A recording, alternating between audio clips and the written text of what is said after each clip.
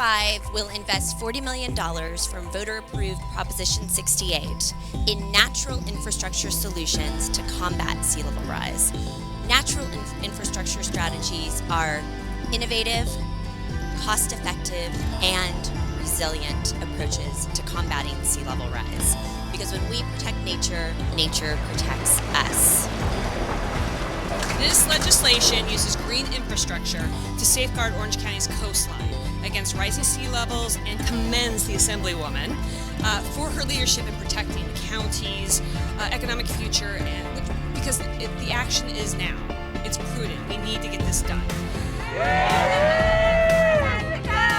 So what AB 65 ensures is that the county's thriving coastal-based tourism can continue to grow while protecting homes with infrastructure improvements that utilize natural land and open spaces and keeps our economy going. I'm one of the scientists that Assemblywoman Petrie-Norris consulted in writing this bill, and I can confirm that it is based on sound science. In fact, it's based on the best science that we have right now.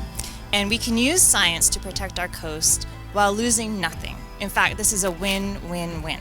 It's a win for our local species because this provides habitat for them to grow. It's a win for California residents because we rely on those species. We need those species for our food.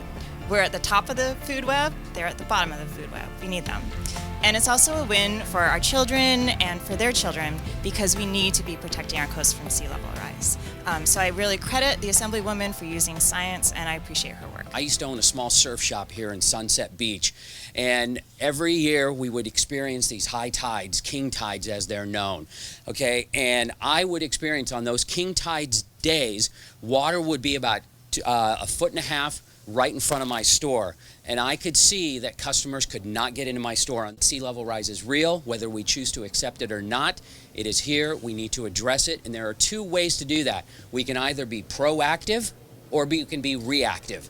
As a business owner, I can tell you that it's more cost efficient to be proactive than it is to be reactive once it is on our doorstep. We've been studying flooding and erosion across Southern California. In fact, a lot of places around the world.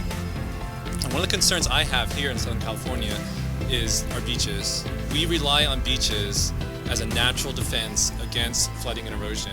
And the fact is that sand supplies have been reduced. We don't have the same sand supplies to our coastline that we've had in the past.